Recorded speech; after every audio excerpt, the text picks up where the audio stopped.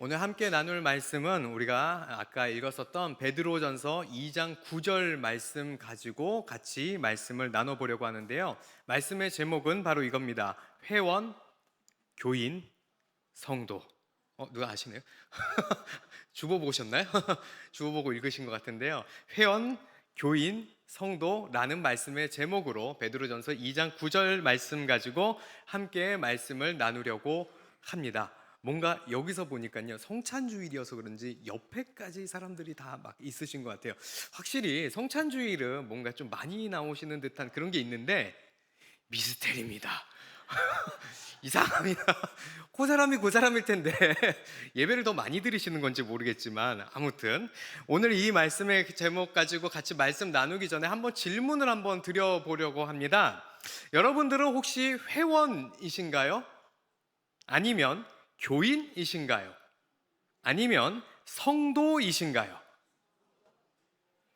목소리가 별로 없는 것 같은 거 보면 저는 성도가 아니고 집사인데요 라고 해서 답을 고르기 좀 어려우신 것 같기도 한데, 사실 집사님이든 권사님이든 장로님이든 목사님이든 다 예수님 믿으면 성도입니다. 그래서 한번 물어보는 거예요. 회원인가, 교인인가, 성도인가? 그런데 아까 이렇게 다시 물어볼까요? 그럼 다시 한번 물어볼게요. 나는 회원이다. 아무도 없는 것 같습니다. 나는 교인이다. 없는 것 같아요. 나는 성도이다. 아멘 하시네요. 자, 그러면 한번 물어볼게요. 교인하고 성도하고의 차이가 뭘까요? 자, 이제 애매해집니다. 왜냐하면 1번을 처음 물어봤을 때 목사님이 회원이냐라고 물어본 것만 아니면 명확하게 그냥 교회 다니는 사람이요라고 하려고 그랬는데, 회원이 있어요. 그러면 교인과 성도의 차이가 뭘까? 애매해지는 것 같죠. 오늘 이 숙제를 풀어가면서 베드로전서 2장 9절에 있는 이 말씀을 가지고 우리에게 던져주는 작은 메시지는 무엇인지 같이 함께 나눠보려고 합니다. 사실 오늘 읽었었던 이 베드로전서 2장 9절 말씀은요, 제가 굉장히 좋아하는 말씀이고 달달달달 외워가지고 제가 성경 암송을 그렇게도 못하는데도 이 베드로전서 2장 9절은 너무 좋아서 항상 외우고 다녔던 말씀이기도 합니다. 그런데 혹시 이 말씀을 좋아하는 분들도 많이 있지 않을까라는 생각을 합니다. 그런데요, 이 말씀이 제가 되게 좋아했었던 이유가 이 말씀의 어떤 단순한 면만 보고 좋아했었거든요. 혹시 저처럼 같은 이유로 이 말씀을 좋아하고 계시는 분은 안 계시나요? 단순히 자존감을 세우기 위해서 우리 좀 스페셜한 거야, 정말 하나님께서 이렇게 대단한 사람이라고 얘기해주고 있어 라는 마음을 갖기 위해서 이 말씀을 좋아하고 계시지는 않았을까요? 이 말씀은 자존감 세우기 위해서 우리에게 던져진 말씀도 아니고 듣기 좋으라고 한 베드로의 이야기도 아닙니다. 그러니까 이 말씀을 읽으면서 흔히들 얘기하는 국뽕처럼 믿음뽕 차오르라고 하는 말씀이 아니라는 것을 우리가 기억해야 한다는 것입니다. 이 전체적인 말씀 중에요, 오늘 이거 하나하나 사실은 뭐 제사장이고 백성이고 다 나눠야 되는데 오늘은 한 가지에 좀 집중해 보려고 해요. 어디냐면요, 거룩한 나라에 집중해서 말씀을 나눠보려고 합니다. 먼저 이 베드로 전서의 수신자에 대해서 살짝 알려드리도록 하겠습니다. 베드로 전서의 수신자는 베드로가 쓴 거예요. 그런데 누구를 위해서 적었냐? 1장 1, 2절에 나오는데 어떻게 나오냐면요, 뭐 본도, 갈라디아, 갑바도기아, 아시아, 비두니아, 흩어진 나그네 이렇게 표현하고 있습니다. 그러니까 흩어져 있는 디아스포라, 그리고 또 본도니까 원래 예루살렘 그 이스라엘 땅에 있었던 사람도 포함이 되겠죠. 그들에게 편지하노니라고 적혀 있어요. 그러니까 그 사람들에게 많은 디아스포라들에게 편지를 하고 있는 것이 베드로 전서라는 것입니다. 그런데 이것은 실제적 유대인뿐만이 아니라 정말로 영적으로 유대인이 되기로 한, 다시 말하면 그리스도인을 얘기하는 거예요. 예수님을 믿기로 작정했지만 흩어져 살고 있었던 사람들에게 편지를 하는 것입니다. 그 이유는요, 로마의 박해 시절을 살고 있었기 때문에 그들에게 너희가 거룩한 나라다 라고 하며 편지를 한 것이에요. 그런데 좀 잘 생각해 봤으면 좋겠어요. 여러분 혹시 이 말씀 중에서 독특하다라고 느끼시거나 아니면 좀 이상한데라고 느끼신 부분은 없으신가요? 항상 목사님은 이상하대요. 그렇죠? 그런데 그래도 듣다 보면 진짜 이상한 건데 라는 생각 들지 않으세요? 처음에는 그냥 무심코 들었었다가요. 왜 그러냐면요, 너희 우리 사람이잖아요. 그 각 사람에게 이렇게 얘기하는 건 이상해요. 너는 제사장이야, 너는 백성이야. 이상하지 않잖아요. 근데 너가 나라야. 이상하지 않으세요? 사람에게 나라라고 합니다. 개인에게 표현할 수 있는 제사장, 백성은 이해가 가는데요, 사람에게 나라다라고 표현하는 것은요, 조금 뭔가 좀 국어가 잘못된 것 같은 표현을 하고 있는 것입니다. 그런데 여러분 혹시 베드로전서를 잘 읽어보신 분들은 알겠고, 또 사도행전을 읽어보신 분들은 알겠지만, 베드로 말빨 기가 막힙니다. 정말 베드로 사도가 여기 와서 설교 한번 하면요, 오늘 눈물바다 나면서 오늘 회개의 바다가 일어날 거예요. 기가 막힌 그 말을 잘하는 사람이요. 왜 이렇게 뭔가 모순이 있는 것 같은, 좀 뭔가 틀린 것 같은 말을 했을까? 그 베드로의 이야기가 혹시 궁금하다면 오늘 도입을 잘 시작하고 있다라고 생각해도 될 것 같습니다. 이 나라라고 표현했는데요, 이 나라에 대한 개념을 이해하려면요, 지금 우리가 가진 상식으로는 베드로가 왜 이런 얘기를 했는지 정확하게 이해가 가지는 않아요. 그것을 정확하게 이해하려면요, 이 이스라엘 백성들이 당시에 살고 있었을 때에 성전에 대한 어떤 신앙을 가지고 있었는지에 대한 관점과, 또 두 번째, 두 가지가 꼭 필요한데, 첫 번째, 성전에 대한 이해, 성전 신앙에 대한 이해, 그것을 가지고 있어야 되고, 두 번째는요, 당시 이스라엘 사람들이 나라라고 생각했었던 그 개념에 대해서 잘 이해해야지만 오늘 읽었었던 이 베드로전서 2장 9절의 거룩한 나라가 제대로 더욱더 선명하게 이해될 수 있다는 것입니다. 그래서 나누려고 합니다. 먼저 성전 신앙에 대해서 살짝 이야기를 해보려고 하는데, 성전 신앙, 사실 제가 새벽 예배 때 여러 번 나눠드리기도 했지만, 오늘은 그래서 새벽 기도회 때 나눈 것이 아니라 교회에 대해서 이야기를 좀 나눠보려고 합니다. 왜요? 우리는 성전 하면은 교회라고 쉽게 이해하고 있어서, 물론 교회가 성전 아닙니다. 그러긴 한데 그렇게 쉽게 우리가 매칭할 수 있고 이해하기 좀 쉽기 때문에 교회라는 이야기를 먼저 한번 해보려고 해요. 여기까지 이해하셨죠? 이 사전 지식이 좀 마련돼야지 베드로전서 2장 9절을 좀 이해할 수 있습니다. 그러면 이 교회에 대해서 이해하려면 어디를 찾아봐야 되느냐? 예수님께서 직접 하신 이야기를 찾아봐야 돼요. 나중에 우리가 설정한 게 아니라 예수님께서 직접 하신 얘기, 어디에 기록되어 있을까요? 마태복음 18장 18절부터 20절 말씀을 먼저 같이 한번 읽어보도록 하겠습니다. 읽겠습니다. 시작. 진실로 너희에게 이르노니 무엇이든지 너희가 땅에서 매면 하늘에서도 매일 것이요 무엇이든지 땅에서 풀면 하늘에서도 풀리리라. 진실로 다시 너희에게 이르노니 너희 중에 두 사람이 땅에서 합심하여 무엇이든지 구하면 하늘에 계신 내 아버지께서 그들을 위하여 이루게 하시리라. 두세 사람이 내 이름으로 모인 곳에 나도 그들 중에 있느니라. 아닌 것 같은데요, 목사님? 이게 무슨 소리예요? 여러분, 이 말씀 가지고 항상 뭐 하고 계셨죠? 다 나오네요. 기도하고 계셨잖아요. 중보기도의 힘이다. 사실 중보기도가 아니라 합심기도를 해야 제가 맞는 거예요. 합심기도. 하지만 우리는 중보하면 보통 이렇게 합심기도를 많이 떠올리기 때문에, 그래서 어쨌든 그 중보의 기도의 힘이다 하면서 이 말씀을 읽으면서 두세 사람이 모여서 기도하면 하늘에서 열립니다. 아멘 하면서 기도 이 말씀을 읽었잖아요. 벌써부터 긴장하기 시작하는 것 같아요. 도대체 무슨 말을 하려고 그러시나? 과연 이 말씀이 그 말씀이었을까요? 아니니까 이렇게 얘기하겠죠. 그 말씀이 맞습니다 하면 반전 없이 끝나지 않을 거라는 것을 모두가 예상할 것 같습니다. 그래요, 목사님 알겠으니까 빨리 얘기하세요라고 하는데요, 이 말씀이 무슨 이야기일까요? 기도가 모여서 이거 가지고 우리가 막 중보기도하고 합식기도하면 힘이 일어납니다, 이렇게 해놨었던 말씀으로 이거를 붙잡으면 안 되고 다른 것들을 붙잡고 기도를 해야 하는 것이 사실은 맞습니다. 그리고 기도는 사실 성경에 얘기할 때 합심해서 기도하는 것보다는 뭐에 포커스를 맞고 있냐? 잠깐의 하나의 기도의 팁이에요.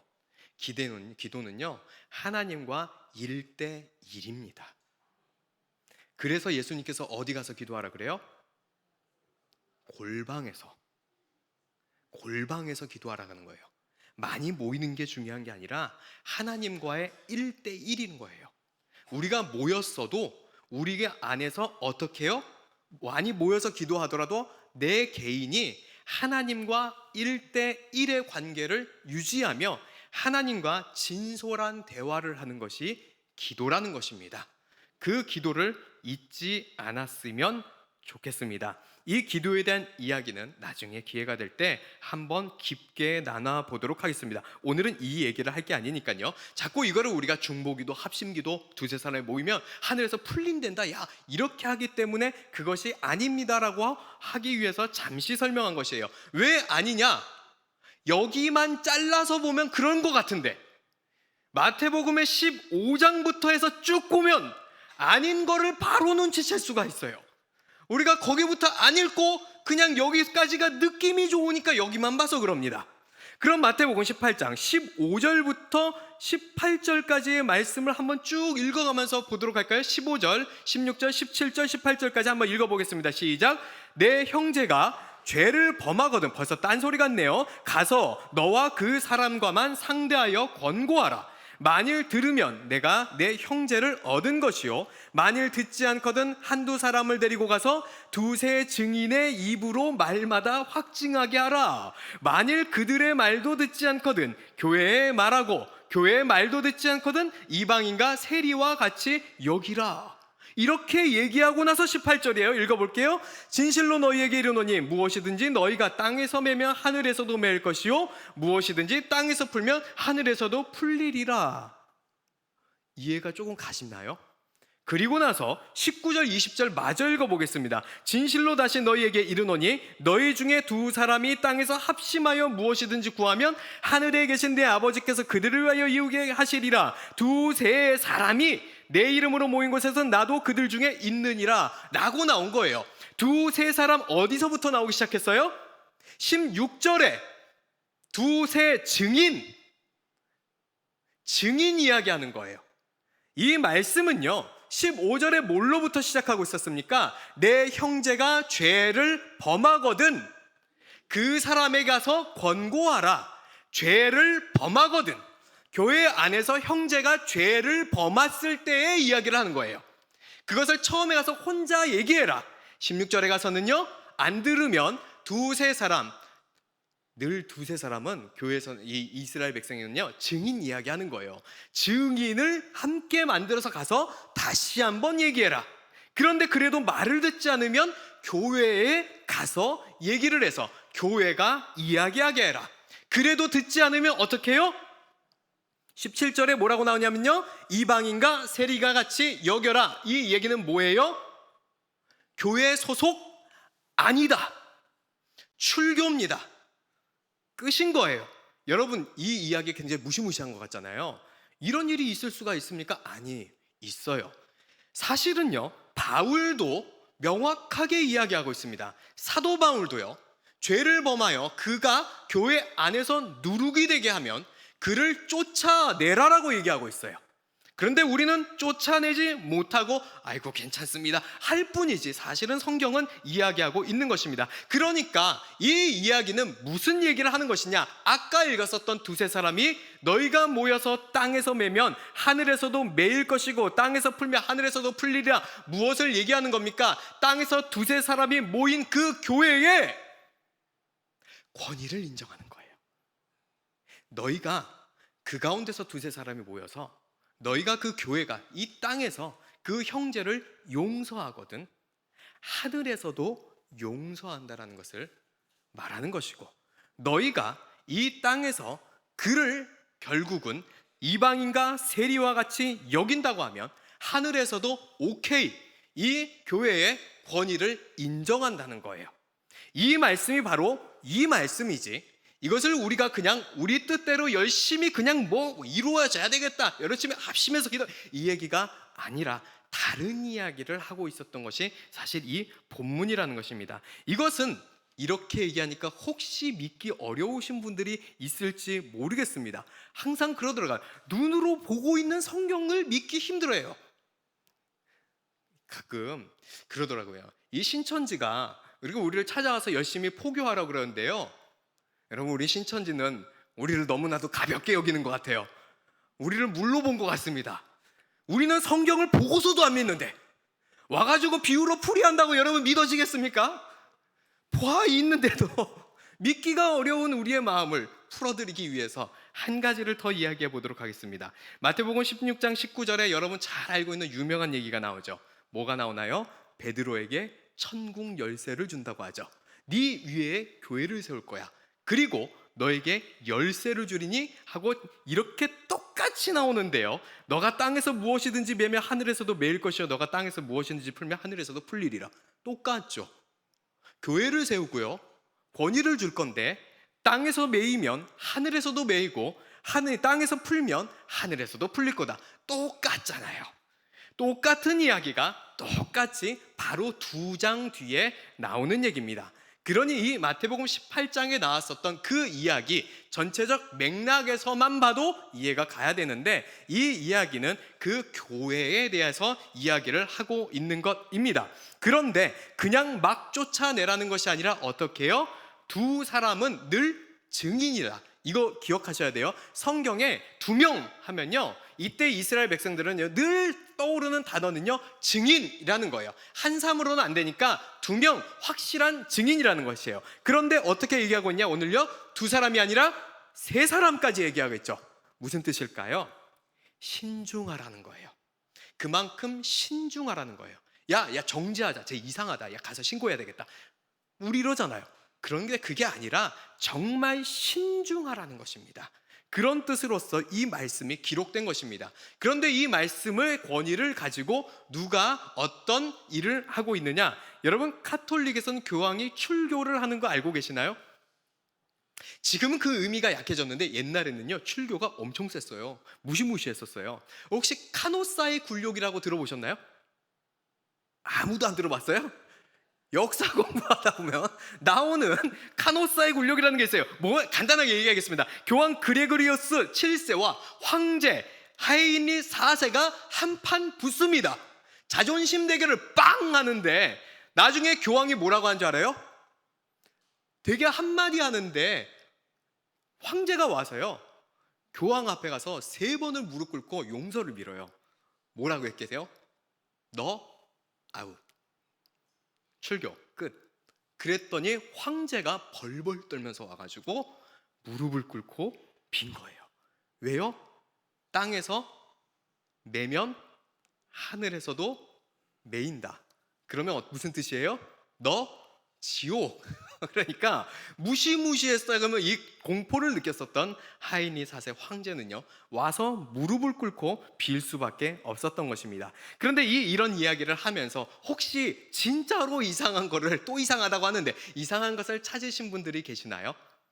정말 이상한 게 하나 있어요. 우리가 지금까지 뭐 얘기하고 있다고요? 교회 얘기하고 있어요. 그러니까 아까 17절에도 예수님께서 분명히 교회에다 갖다가 얘기하라 그랬었죠. 그런데 문제가 있어요. 교회가 있었나요 이때요? 생각해 보셨나요? 교회가 없었단 말이에요. 유대인의 회당이요? 아니에요. 회당은요 헬라어로 시나고게라고 합니다.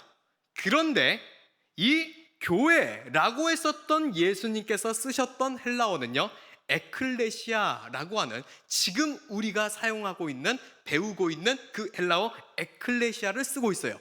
그러니까 회당이 아니라 지금 우리의 교회의 개념을 이야기하고 있었다는 것입니다. 참 재미나죠. 교회라는 것이 있지도 않았던 시절에 예수님께서는 이미 교회라는 단어를 사용하고 있었다는 것이에요. 참 재미난 일인 것 같아요. 앞으로 어떤 일이 일어나게 될지, 교회의 시대가 오게 될 것이라는 것을 이미 예수님께서는 선포하고 있는 것과 다름이 없었다는 것입니다. 참고의 말씀을 하나 드리도록 하겠습니다. 가끔 이것을 에클레시아를 밖으로라고 하는 에크, 그리고 깔레오라고 하는 불러내다라는 뜻이 합성어로 합쳐져서 에클레시아라고 이야기를 하기도 하는데, 이것은 사실 잘못된 해석에 가깝습니다. 이것은 억지스러운 해석이고요, 합성어라고 하기 이전에 원래 그리스에서 쓰던 단어입니다. 원래 있던 단어고, 원래 민회, 시민들의 모임이라는 단어로 에클레시아라는 단어를 쓰고 있었습니다. 그런데 이것을 우리의 이제 신학자들의 후대에 좋은 의미를 부여하여 죄 가운데서 건져낸 자들의 모임이다라고 약간 붙인 거지, 이것을 그 의미 때문에 만든 단어는 아니라는 것은 기억해 주시면 좋을 것 같습니다. 그러니까 이들이 들었을 때, 어쨌든 다시 옛날로 들어가면요, 회당은 알겠는데 교회는 이게 뭔 소리지 싶지 않았겠어요? 이게 무슨 말이야 도대체, 회당은 알겠는데. 사실 그런데요, 이 교회라고 얘기했었던 이 에클레시아의 개념에 예수님의 말씀이, 예수님의 뜻이 다 녹아 들어가 있었던 것이에요. 마태복음 18장 20절에 이렇게 얘기하고 있죠. 두세 사람이 내 이름으로 모인 곳에는 나도 그들 중에 있느니라. 이게 교회라고 얘기하고 있는 거예요. 교회가 권위를 주고 내가 거기에 있기 때문에 교회에 권위가 있는 거야 라고 얘기하면서 그 교회를 뭐라고 표현하고 있냐? 두세 사람이 내 이름으로 모인 곳이요, 그냥 모인 것이 아니라 내 이름으로 모인 곳이라고 하는 것을 교회라고 합니다. 여기까지 다 동의하시죠? 동의 안 하세요? 틀린 거 아니에요. 아멘이라고 해주셔도 감사할 것 같아요. 내 이름으로 모인 거 동의하시나요? 네, 그런데 이 내 이름으로를 조금만 더 자세히 보도록 할게요. 그래야지 내 이름으로가 뭔지를 더 잘 알 수 있을 것 같습니다. 내 이름으로라는 것은요, 예수 그리스도의 이름을 걸어놓고 모이면 교회라는 의미가 전혀 아닙니다. 이 내 이름으로라고 적혀 있었던 헬라어 원어는요, 그림이 준비가 되어 있습니다. 바로 이겁니다. 다 같이 한번 읽어볼까요? 에이스토 오노마 에이스, 이게 오노마 갑자기 에이스토 에몬 오노마라고 하는 것입니다. 에이스토 첫 차례대로예요. 처음 건 에이스, 두 번째 토, 세 번째 거는 에몬, 마지막 건 오노마입니다. 무슨 뜻이냐? 하나하나 알려드리도록 하겠습니다. 맨 앞에 에이스를 뺄게요. 두 번째 거 저 토는 그냥 정관사입니다. 더, 영어로 더, THE 뭐 이런 거예요. 그 다음에 오노마 앞에 있는 저 에몬 세 번째 거는요, 나의 라는 뜻이에요. 나의. 마지막 그럼 뭐겠어요? 오노마는요, 이름입니다. 그러니까 더, 나의 이름, 더는 빼버려도 돼요. 그러니까 나의 이름이라는 것이에요. 그럼 맨 앞에 있었던 저 에이스는 뭘까요? 내 이름, 못 빼먹었어요? 마지막 글자? 으로라는 걸 빼먹었죠? 그렇죠? 그렇게 하면은 내 이름 으로가 완성이 되는 거죠? 그렇잖아요. 다시요. 자, 헷갈리시는 것 같은데요. 얼굴을 보니까 무슨 소리인지 모르는 것 같아요. 자, 저 토 빼버려서요. 두 번째 의미 없어요. 그냥 자, 한국에서는 안 쓰는 말이니까 빼버리겠습니다. 세 번째 뭐 어떻게 생긴 거예요? U-O-V 같이 생긴 거 있죠? 그게 에몬이라고 하는 나의라는 거예요. 마지막에 길게 제일 긴 거 오노마라는 것은 이름이라는 거예요. 그러니까 두 개 합치면 나의 이름이죠. 저거 두 번째 글은 빼버렸으니까 맨 앞에 있는 EIS라고 적혀 있는 것 같은 에이스, 그럼 얘가 으로가 되기 때문에 나의 이름 으로라고 된 것 같이 보입니다. 그런데 이제는 이해가 가시죠? 다시예요? 아시죠? 네네. 저 에이스를 으로라고 번역했는데 사실은 으로가 조금 우리의 오해를 불러일으킬 수가 있다는 것이에요. 영어로도 보면요, 저 에이스를 그냥 in이라고 번역을 했어요. 그런데 저 에이스는 정확한 번역은요, 한국말이 조금 더 맞는 것 같아요. 그런데 우리가 그것을 이해를 못할 뿐이죠. in이 아니라 into입니다. 그러니까 into the name of Jesus라는 거예요. 이름을 걸어놓고 모인 곳이 교회가 아니라 이름을 향하여 가는 그 사람들이 두 사람이 모이면 그게 교회다라고 이야기하고 있는 것입니다. 이게 굉장히 중요한 거예요. 그냥 이름 걸어놓고 그 안에 모이면 교회가 아니라 예수 그리스도의 이름을 향하여, 그리스도의 삶을 향하여 나아가는 그 한 사람, 두 사람이 모인 곳이 교회다라고 이야기하고 있다는 것입니다. 그러면 우리가 생각하고 있는 이 교회의 개념과는 완전히 다른 개념이 될 수밖에 없다는 것입니다. 우리가 이곳에 아무리 많은 사람들이 모여있다 할지라도 우리 각 개인의 삶이, 우리 각 개인의 신앙과 삶이 그리스도를 향하여 나아가는 삶이 아니라면 우리는 교회가 아니라는 것이에요. 모여있는 이 자체가 중요한 것이 아니라 우리 각자의 삶이 중요하다는 것이에요. 우리의 신앙의 방향성이 중요하다는 것입니다. 그러니까 이곳에 모여있다고 교회가 아니라고 이야기할 수 있다는 것입니다. 다시 말하면 이 안에 모여있다고 해서 교인도 아니고 성도도 아닐 수도 충분히 있다는 것입니다. 누가 성도이고 누가 교인이냐? 교인과 성도 뭐가 다르냐? 같은 겁니다. 왜요? 바로 지금 이 개념 때문에 그래요. 내가 곧 교회이기 때문에 내가 모인 이곳에서 교인이라고 부름을 받으든 성도라 부름을 받으든 사실은 모두가 다 성도의 개념을 갖고 있는 그 단어가 교인이자 성도라는 것입니다. 다른 개념 하나가 있겠죠? 아까 처음 얘기했었던 회원이요. 여러분, 삶은 어떤 삶을 살아가고 있을까요? 삶의 모든 초점이 예수님께로 맞춰진 사람. 나는 죽고 이제는 예수 그리스도로 살기 위해서 몸부림을 치며 예수 그리스도의 삶을 내가 대신하여 살아가겠다고 몸부림을 치며 닮아가려고 길을 쓰며 살아가는 그 사람, 그 한 사람, 딱 두 사람만 모여도 그것을 교회라고 이야기한다는 것이 오늘 성경에 이야기하고 있다는 것입니다.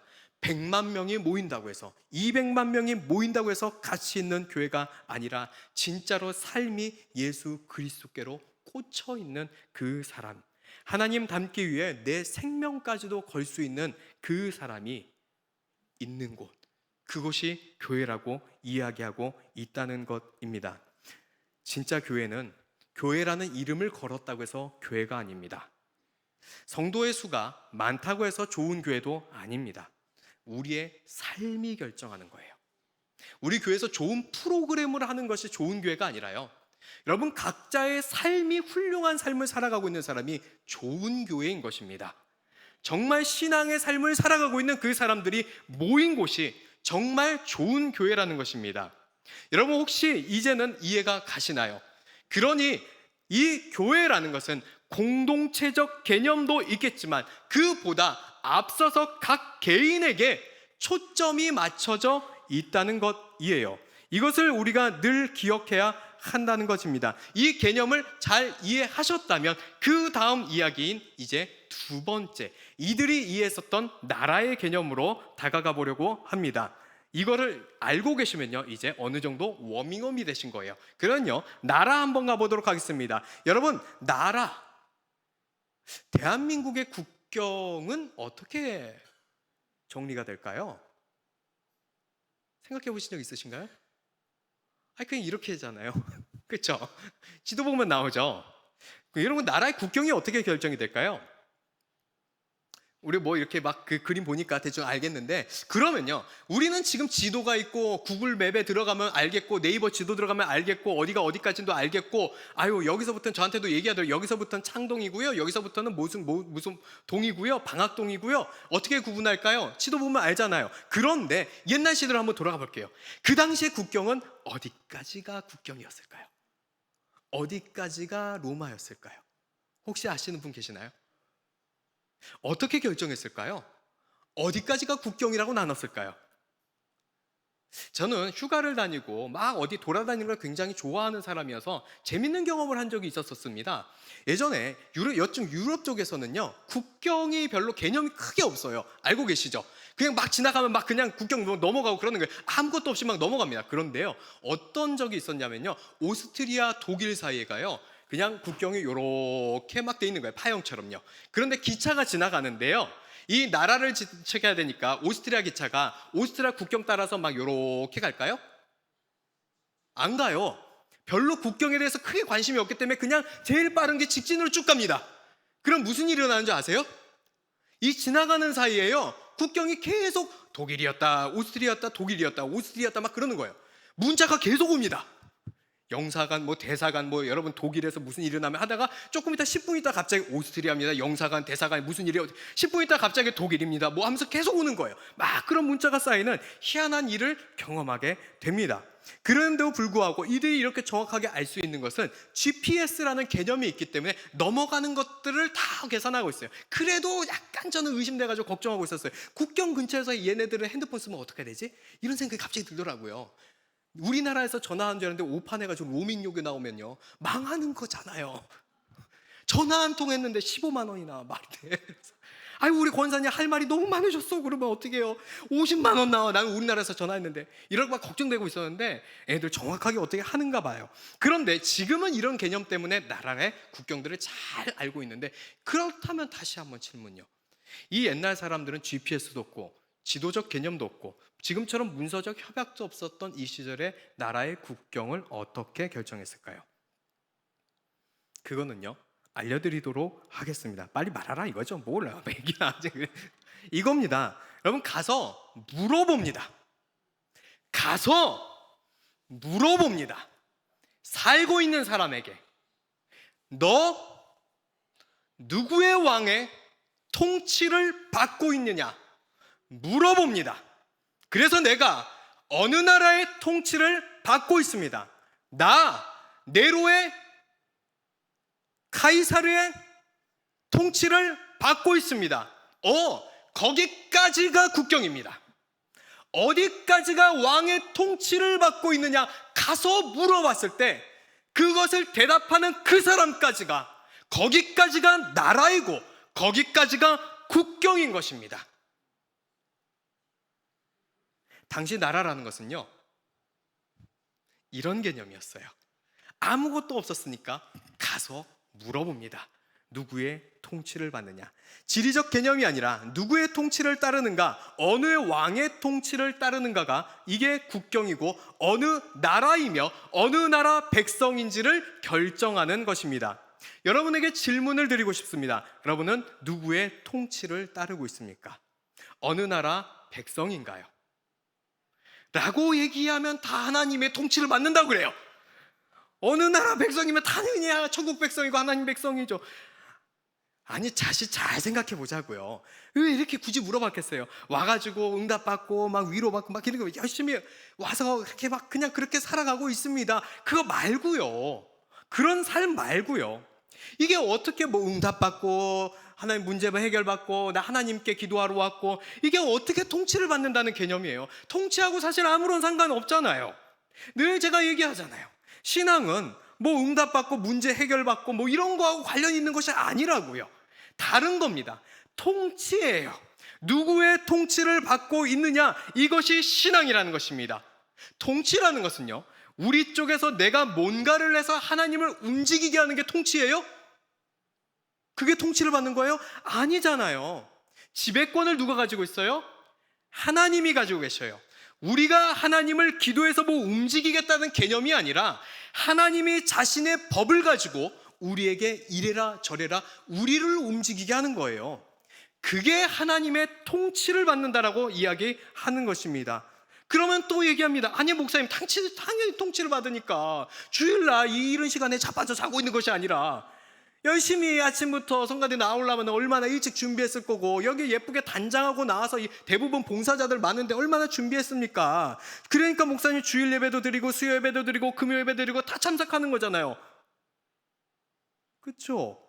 여러분, 이런 것을 안 걸렸다라고 표현하는 것입니다. 혹시 무슨 말인지 모르시겠나요?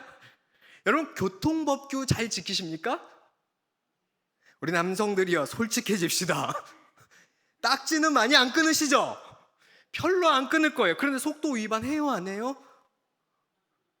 대답을 못하세요. 열심히 가다가 어느 순간 속도를 줄입니다. 어디서 줄입니까? 단속 카메라가 나오면 속도를 줄여서 내비게이션이 띵동띵동 해주면 속도를 줄여서 70km, 80km, 50km를 맞춰서 통과를 합니다. 그리고 지나가자마자 어떻게 해야 돼요? 다시 가야 합니다. 안 가면 뒤에서 쌍라이트 출동합니다. 이게 교통법규를 잘 지키는 겁니까? 안 걸린 겁니다. 그러니까 제가 말씀드리는 겁니다. 주일 예배, 수요 예배, 금요 예배 나오는 것은 안 걸린 거지 교통법규를 잘 지킨 것이 아니라는 것입니다. 벌써 무슨 얘기할 것 같은지 다 아시겠죠? 무슨 말이에요? 교회라는 이름이 걸려있는 이 곳에서 모여있다라는 것이 교인이고 성도인 것이 아니라 어디에서의 성도이고 교인인지를 증명하는 것이에요? 우리의 삶이요. 평상시 삶, 단속 카메라 있을 때만 줄이는 게 아니라 평상시에 교통법규를 진짜 내가 잘 지키고 있다는 것은 카메라가 있으나 없으나 모든 곳에서 그것을 지키고 살아가는 사람이 정말 잘 지킨다라고 이야기하는 것 아니겠습니까? 그러니 여기에 나와서 예배를 빼먹지 않는다는 것이 중요한 것이 아니라 삶의 자리에서 누구의 통치를 받으며 누구의 법도를 따르며 누구의 뜻에 제약을 받으며 살아가느냐, 그것이 어느 곳에 통치를 받느냐, 어느 나라 백성이냐라는 것을 이야기하는 것이라는 것입니다.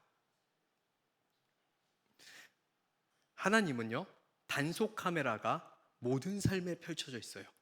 우리는 속일 수 있어도요, 하나님은 속일 수 없습니다. 다시 질문을 드립니다. 누구의 통치를 받고 살아가고 있습니까? 누구의 법이 나의 삶을 좌지우지하고 있나요? 정말 자신 있으세요? 당장 내일 가서 우리 어떻게 살아요?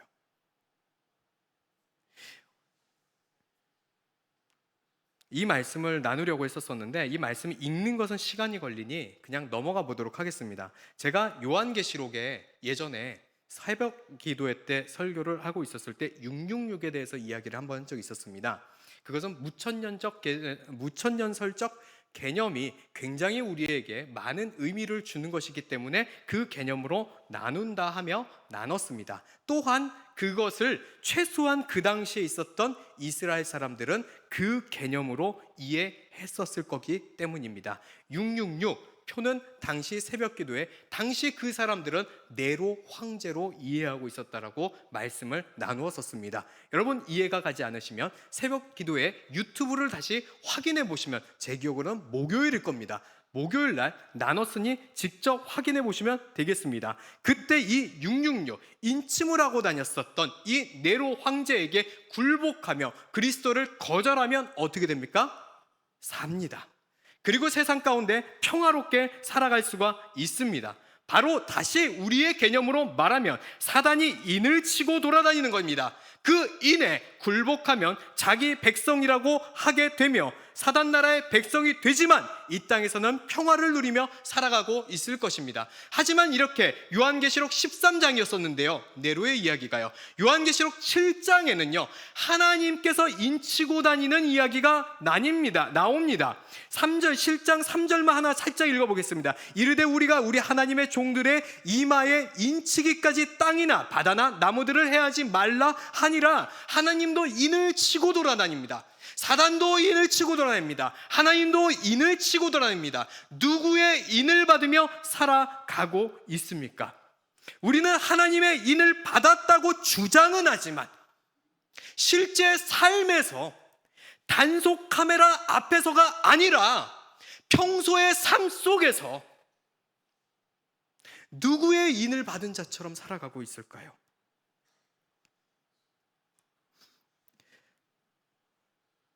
사도 베드로가 이야기했었던 이 이야기는 바로 그 이야기를 하고 있는 중에 나오고 있는 것입니다. 여러분들, 우리가 어떤 통치를 따르고 있는지는 너무나도 중요한 것입니다.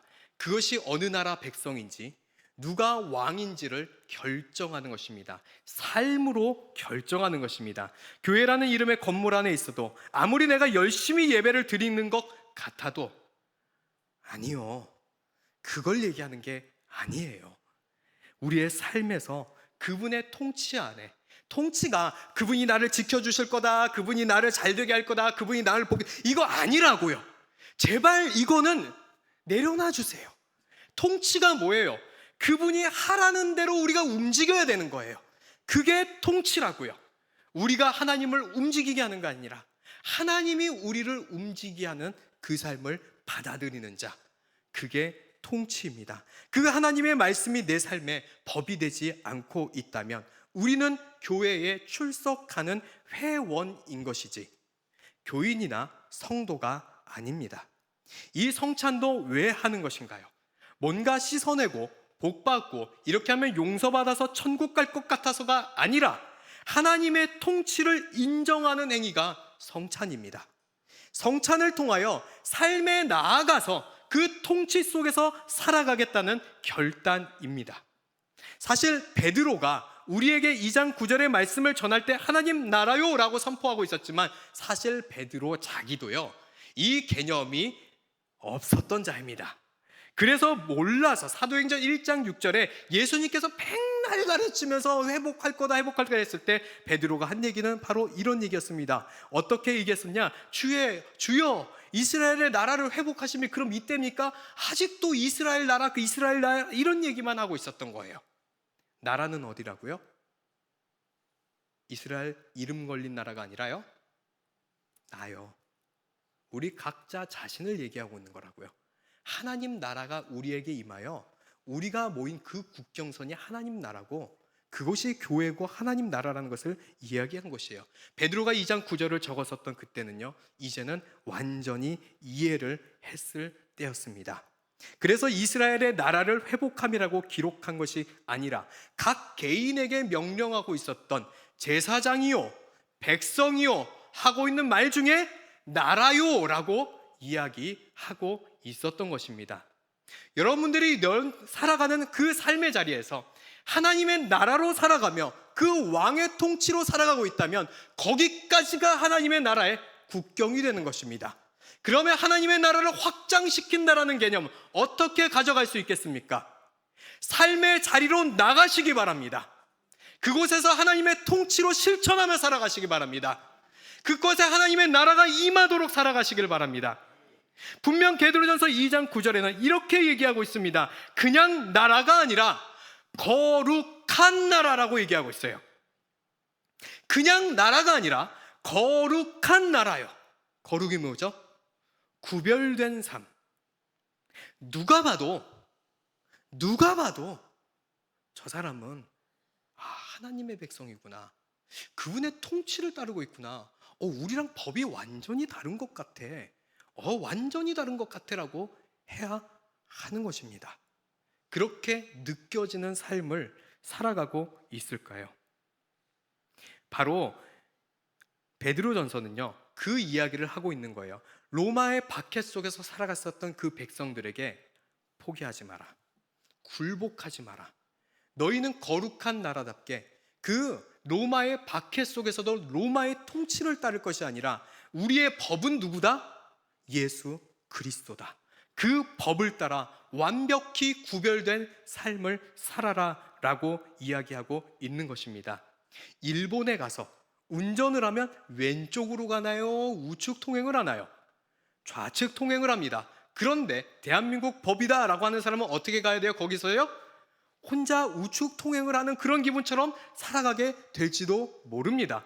역주행을 맞이하며 살아갈지도 모릅니다. 하지만 그렇게 어려운 순간 속에서도 우리는 무엇을 지킨다? 우리에게 주어진 법인 여러분들 갖고 있는 성경 말씀을 어디서요?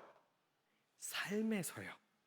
여기 모여서 안 걸리는 삶 말고요, 삶에서 행동 하나하나, 마음 하나하나를 그분의 통치 속에서 있구나라는 것을 느낄 수밖에 없는 그 삶을 살아가셔서 회원이 아니라 교인이며 교회이며 성도로 살아가는 모두가 되시기를 예수님의 이름으로 축복합니다.